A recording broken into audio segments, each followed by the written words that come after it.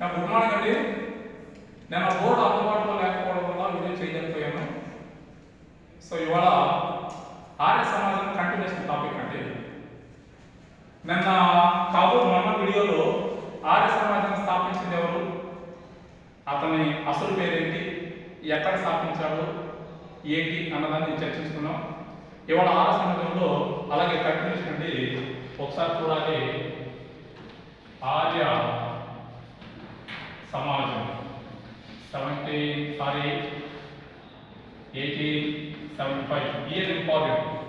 చాలా పోటీ పరీక్షలు అడిగారు మ్యాథ్స్లో, అంటే మనకు జత పరీక్షలు ప్రశ్నలు వచ్చినప్పుడు చాలా పోటీ పరీక్షలు అడిగారండి.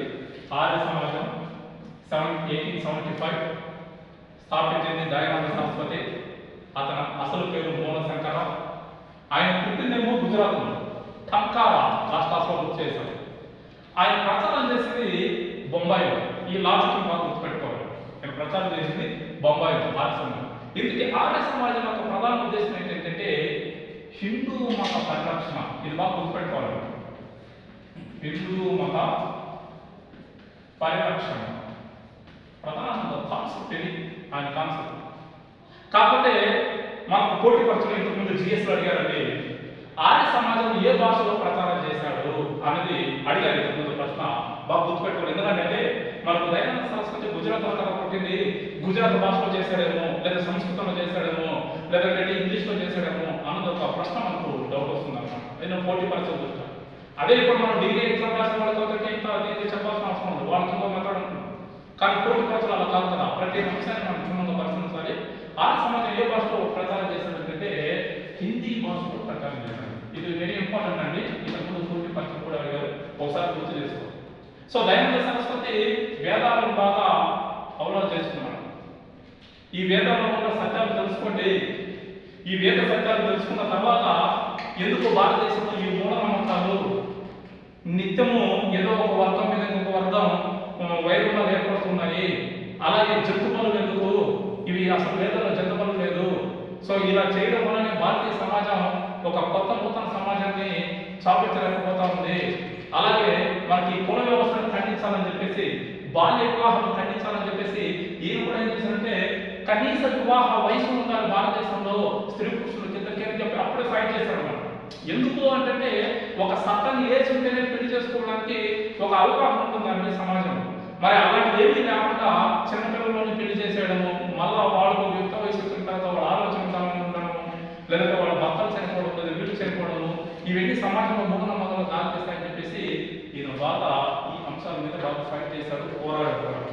అలాగే స్వరాజ్ అనే పదాన్ని మొట్టమొదటిసారి గాంధీ కంటే ముందుగానే వాడిన వ్యక్తి దయానంద సరస్వతి. ఇది బిడ్డలు స్వరాజ్ అని ఈ స్వరాజ్ అనే పదాన్ని బాలగంగాధర తిలక్ తీసుకొని తర్వాత స్వరాజ్ మా జన్మ హక్కు అని బాలగంగాధర తిలక్ స్టేట్మెంట్ ఇవ్వడం జరిగింది. అలాగే హరిజన్ అనే పదాన్ని బాగా గుర్తుపెట్టుకోవాలని, హరిజన్ అనే పదాన్ని గాంధీ కంటే ముందుగా వాడిన వ్యక్తి మనకి దయానంద సరస్వతి ఈ ఆర్య సమాజం.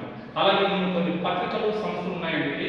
ఏమిటంటే వేద భాష భూమిక ఒకటండి, వేద భాష భూమిక, వేద ప్రకాశ, వేద ప్రకాశిక.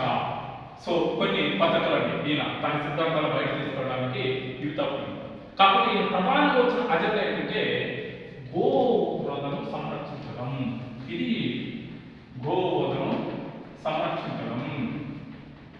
సంరక్షణ అంటే గోవుని చంపడం. సో చాలా పాపము.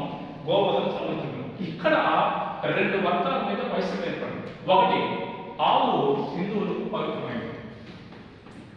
ఆవు హిందువులకు పవిత్రమైనది. ఎప్పుడైతే ఈ పశువుల్ని చంపకూడదు అని సిద్ధాంతం తీసుకొచ్చాడు దయానంద సరస్వతి, ముస్లింలకు ఆపోజిట్ అయ్యారు.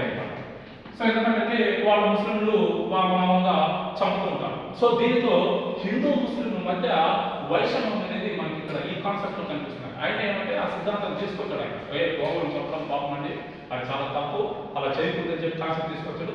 అక్కడ మనకి హిందువులతో ముస్లింలు వివాదాలు ఏర్పడి ఇదే అవకాశాన్ని బ్రిటిష్ వాళ్ళు క్యాచ్ చేసి ముస్లింలతో స్నేహం చేశారు బ్రిటిష్ వాళ్ళు. చూడండి ఎంత లాజిక్ ఉంటుందో.